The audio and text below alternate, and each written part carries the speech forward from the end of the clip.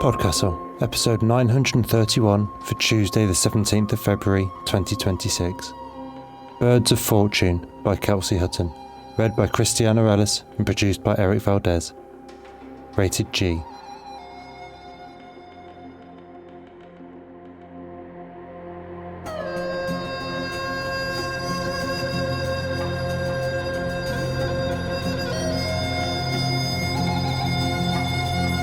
Good morning, good day, good afternoon and good evening, and welcome to PodCastle, the flying castle of fantasy fiction. I'm your host, Matt Dovey, and it is my pleasure to welcome Kelsey Hutton back to the battlements with her story, Birds of Fortune, narrated by Christiana Ellis. This story was first published in Zooscape, issue 23, April 15th, 2025. Kelsey Hutton is a Métis author from Treaty 1 territory and the homeland of the Métis Nation, also known as Winnipeg, Canada. Kelsey was born in an even snowier city than she lives in now, up north, as they say in Winnipeg. She also used to live in Brazil as a kid. Her work has appeared in Analog Science Fiction and Fact, Beneath Ceaseless Skies, Organ Magazine and others. When she's not beading or cooking, you can find her at kelseyhutton.com, on Instagram at kelseyhuttonauthor, or on Twitter /X at kelhuttonauthor. Christiana Ellis is an award-winning writer and podcaster living in Massachusetts. She is the author of Nina Kimberly the Merciless, Space Casey, and Phyllis Esposito Interdimensional Private Eye, and she can often be found running a variety of tabletop role-playing games on her stream and podcast, So Many Levels. And now pay attention, for our tale is about to begin, and it won't stop talking.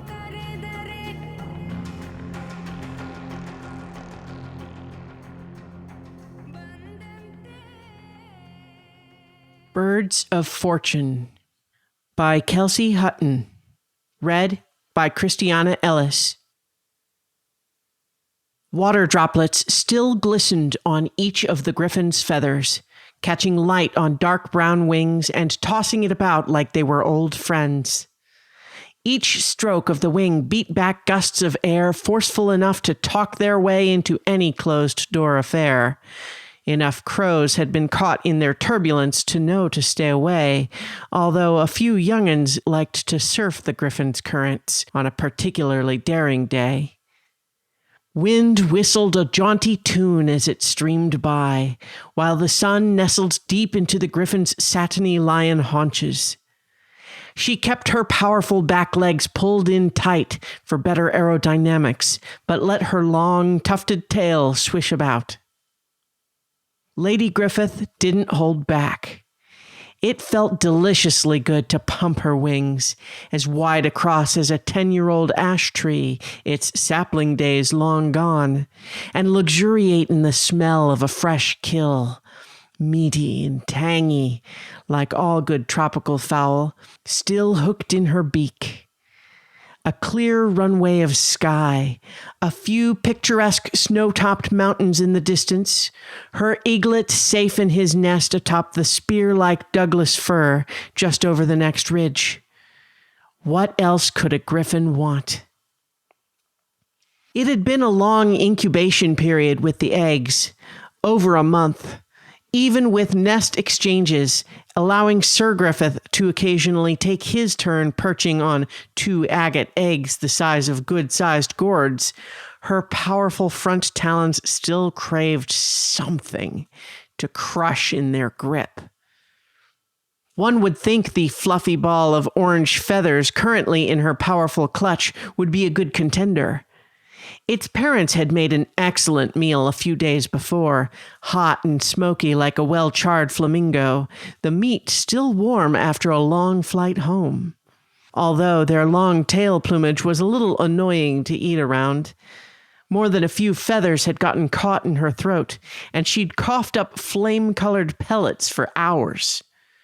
Still, Sir Griffith had said it was the best meal he'd had in months. She'd gone back for the fiery little chick, since it'd be the perfect size for the eaglet. And since eating the little firebird's parents, Lady Griffith had already been lucky enough to catch several lazy trout swimming too close to the surface of the lake, and spotted a dozen nuggets of gold gleaming in a riverbed nearby to line the edges of her nest. Firebirds were said to bring good fortune, and she intended to share this consumable bit of luck with her oldest progeny, whether he appreciated it or not. Really, she could have killed the little juvenile at any time as she flew it home. It was even getting uncomfortably hot to carry. Though immature and untrained as it was not likely burning her on purpose. But the eaglet liked a bit of chase to his food, a bit of pep. At least, he used to. He'd been getting pickier and pickier lately. Despite this, she would have squeezed down harder on the gleaming gold and mandarin peel orange bundle of feathers. So bright it was as if it were lit from within. If only it would stop talking. Dark and shadowy over there. Our nest had fallen in, until you just swooshed it aside. Like, bam! It was so cool. Did you have to train to get so big? Like, I don't know, lift rocks or something? Sometimes I try to crush things in my mouth just to strengthen the old jaw muscles, keep my bill ridges clean too. But I do like lizards and stuff, not like whole branches like you did. I bet you were born super strong. If I was born super strong, I'd crunch through. It didn't seem the least bit frightened. Which was fine with her. She and her family had to eat, but it wasn't like she relished terrifying other creatures before gulping them down, and always tried for a clean kill. But this seemed to be taking things a little too far. To show a little temerity, at least, would have been appropriate. But I'm so bright, my eyes never really adjust to nighttime. It's hard to really get to know any of the nocturnal bugs. Nocturnal means they sleep during the day. But yeah, they scuttle and hide when I come around because the whole forest floor is suddenly like noon, light. So I figured I could dim my downy feathers a bit, like this. The juvenile did, in fact, seem to dim a little in brightness, although it hardly mattered in the middle of a clear day. But its body, though not as burning hot as its parents had been, noticeably cooled. Lady Griffith relaxed a tiny bit and loosened her talons a fraction of an inch. This let a little wind in to soothe the lightly cooking skin of her feet, just as she caught sight of her own eyrie at last. Yeah, thanks, like that. Wasn't that cool? Want me to do it again? The little juvenile squawked. That'll do for now, she surprised herself by responding. The little firebird didn't mind being dropped from 10 feet above into the eyrie. Whee! Even though it was too young to have fledged yet. It deftly rolled in bright bundle, long fiery tail feathers kicking up a small dust bath, before popping up proudly at one edge of the treasure-lined nest. The eaglet, previously curled up and licking clean his back paw, now stood up hungrily on all fours. It had been a whole day since his last meal, the rejected bits of sea serpent, macaw, even water buffalo. That had been a very long trip to procure. Littered the edges of the nest, scattered in with red and blue shards of agate shell from the hatching. A loud rumble came from the eaglet's direction. There, Lady Griffith took satisfaction in hearing the undeniable grumble of her eldest's feline stomach. I brought you a special treat for dinner tonight, dear, she said, landing on one sturdy edge of the nest, which had been twined together out of stringy poplars for their flexibility, white birch for their pretty pale color, and spruce, whose scent mingled nicely with the Douglas firs. Oh, you did? Said the little firebird, looking around curiously. What is it? Lady Griffith paused. The eaglet seemed entranced with the small, perky bird in front of him. He was still a few weeks from fledging himself, so he was only about the size of his favorite foods these days, a deer. Deer, which were not only bland and tasteless, but had no special qualities to pass on, unless you counted the ability to bore your predators to death. His wings were still short and stubby, and his plumage was a mottled brown, as it would be at least a decade before his bright white head plumage would come in. If Lady Griffith were being completely honest, his brown and tan coloring did look a little plain against the ever-changing brilliance of the Firebird's feathers, even if the Firebird was barely half his size. But the eaglet's hooked beak and diamond-sharp claws should have no problem making a meal out of the smaller bird. Eventually. When he got hungry enough, at any rate. The Firebird didn't seem to notice anything awkward with Lady Griffith's silence, as she tried to think of something to say. And yet, what did it matter what she said? One didn't explain oneself to food. It was now nosing around the nest, admiring the treasures Lady and Sir Griffith had collected over the past few years, which went beyond simple gold nuggets to include gleaming pearls, rubies the size of pine cones, and silver coins of all sizes, liberated from careless humans abroad. "Oh, wow! What a beautiful home you have," it said. "This is where you live, right? It's got to be. Is this an amethyst necklace? Oh, and cedar. I love cedar boughs. They're so soft, way softer than scratchy twigs and leaves. You know those ones that get all red in the fall and make you itch like crazy? Don't use those. You ever get any voles around here? Mom says I'm too old for baby food like that, but I told her I'm never going to be too old for voles. You should try them. You'd like them for sure. Hey, can I snack on some of this salmon over here if you're done with it? I'm famished." Another little stomach growl rumbled through the still air, but this time it wasn't the eaglet's. The Firebird stood over a bit of silvery skin and bright pink meat, waiting politely, looking back and forth between the eaglet and Lady Griffith. The eaglet was blinking rapidly. His beak hung open, then snapped shut. "Sure," he croaked out finally. Then, "What's your name?" This was going too far. "Dear, you know we don't play with our food like that," Lady Griffith cut in. "Don't have one," the Firebird said happily, in between noisy gulps of salmon. "I was thinking Aliona, which means shining light, but maybe that's a little too on the nose. Or maybe Valentine. It means strong. What do you think?" "Well," said the eaglet, sitting back on his legs and swishing his tail in thought, "I guess that depends. Are you a boy or a girl?" The Firebird laughed, a light musical trill. "Oh gosh," it said, "I haven't even picked my name. It's going to be a while before I get to gender. It's probably hard to tell, cross species and all, but I've still got a lot of growing to do." The little bird blinked its enormous black eyes, which glowed welcomingly like gently crackling embers. "I know you're not little, but do you still have a lot of growing to do too? I mean, I'm assuming..." The Firebird cocked its head toward Lady Griffith almost conspiratorially. "With Mom as big as strong as that, you've got to grow up to be the biggest, strongest thing around, hands down, right? I mean, what other option is there even?" The eaglet puffed out his chest proudly, but Lady Griffith's stomach suddenly clenched, as if swiped by one of her own talons.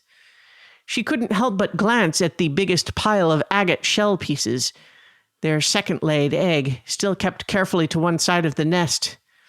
An unlucky, unfortunate jumble of semi-precious stone, which never quite hatched on its own. Enough. "He won't grow up to be big and strong unless he learns to eat his dinner," Lady Griffith cut in, just as the eaglet lay down on his belly and put his chin on his folded front talons, as if settling in for a good chat. She took 2 steps forward and reached the little fluffy bird, a mere snack for her, but a potential source of magical, life-saving good fortune for her remaining offspring. She lifted one taloned foot, still slightly hot and tender, but ready nonetheless to squash the fiery bundle of feathers with one stomp. "Did you forget how to eat? Let me show you," the Firebird said, still talking to the eaglet. It turned and looked straight up at the bottom of Lady Griffith's poised foot, the taloned back hallux ready to steady while 3 front claws prepared to shred the little chatterbox to pieces. "Like this." The Firebird tilted its head back and exposed its throat to her with no hesitation whatsoever.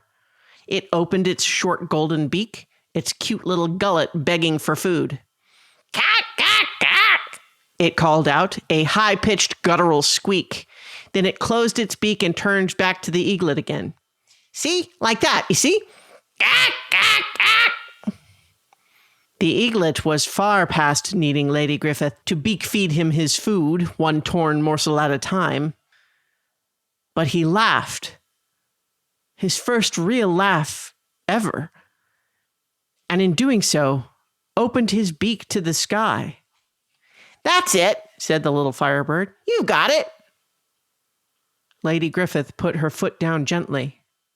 "Yes," she said, "that's it.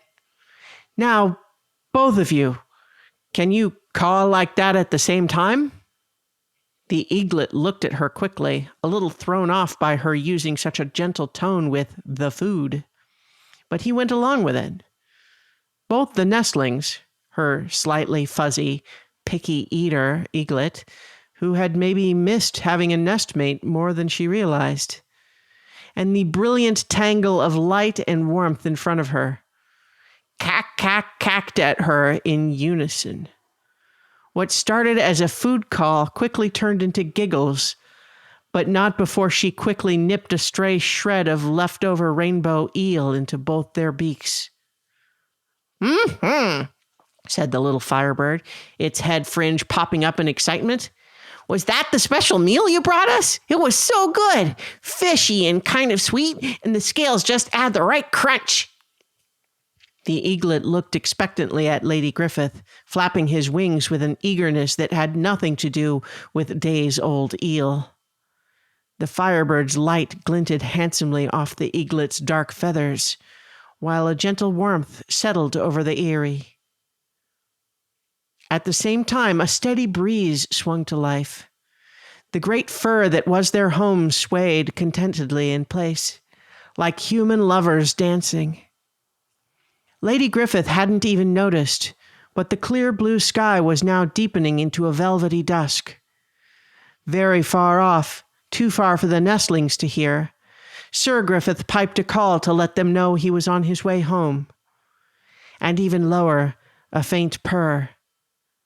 Perhaps coming from her own chest. "Yes, it was," Lady Griffith said to the little Firebird. "Good fortune, after all, came in more ways than one. Now, go get settled in, while I go catch us all some more."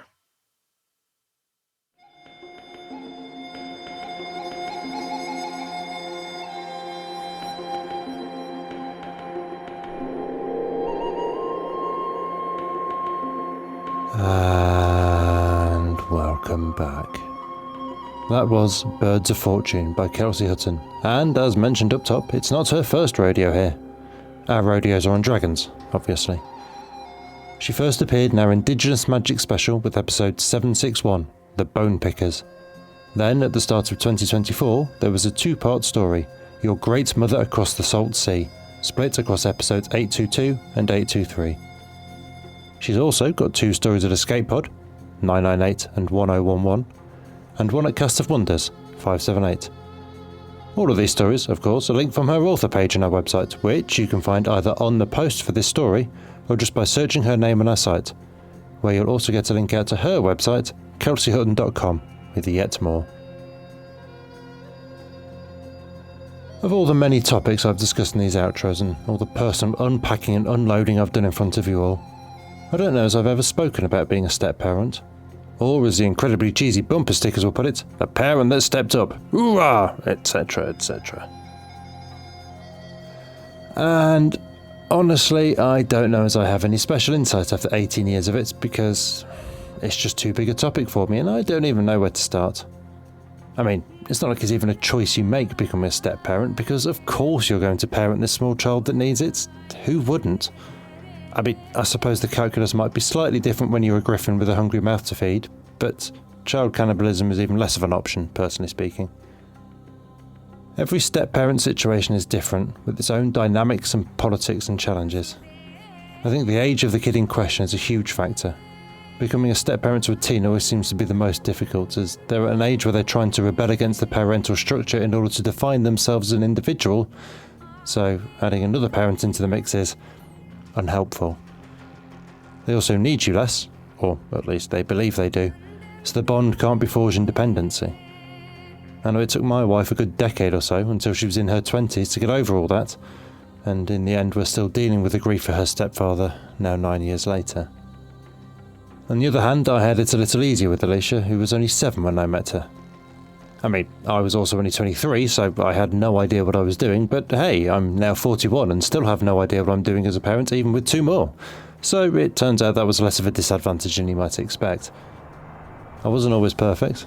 God, I was never perfect. None of us are. But I think the fallings out we had were exactly the same we would have had regardless, because we're so bloody similar as personalities anyway, each too stubborn and convinced of our own correctness in all things. Funny how that works. There's no secret to it anyway, no hidden technique. There's just love and acceptance. There's just being there without question, doing your best to be reliable and present and accepting. You'll shape a kid far more through your support than you ever would through your genetic donation. Because we're all more than our genetics. We're what the world makes us, not our DNA. So all you gotta do is be the world to that kid.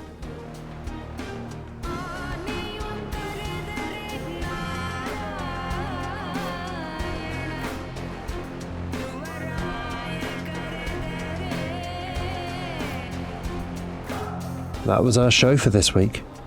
On behalf of everyone at PodCastle, your co-editors, Renini Kamamia and Devon Martin, assistant editor, Caitlin Zavanovich, audio engineer, Eric Valdes, and our many wonderful first readers, Andrew Cahoe, Balawan Conte, Craig Jackson, Amalia Harrington, Habiba Dakubo, Julia Patt, Kieran Corsini, Tanya Barry, Tava Nova, Tierney Bailey, Zeev Witties, and myself, Matt Dovey. Thank you for letting us share another story with you. PodCastle has long survived on donations alone, and even though there's ads now, subscribing through our Patreon remains the best way to ensure we can keep bringing you one story told well. And if you subscribe at the $7 tier, you can get rid of the ads again. So if you'd like to support what we and the rest of Escape Artists do, please join our Patreon at patreon.com/EAPodcasts through your browser to avoid paying the App Store fees. Prefer another method? There are details for supporting us via Twitch, Amazon Prime, Ko-fi and PayPal on escapeartist.net.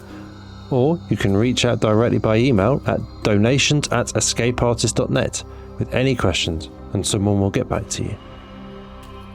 The legal bit. PodCastle is part of the Escape Artists Foundation, a 501c3 non-profit, and this episode is distributed under the Creative Commons Attribution, Non-Commercial, No Derivatives 4.0 International License. That means you can share it, and please do, but you cannot sell it and you cannot change it. If you want specifics, check creativecommons.org. Our music is by Shiva in Exile. We'll be back next Tuesday with another fantastic tale. In the meantime, you might care to check our sister podcasts, Escape Pod for science fiction, Pseudopod for horror, Cast of Wonders for YA speculative fiction, and Catscast for speculative cat stories. If your heart belongs to us, though, we'll see you next week. Be safe and be kind.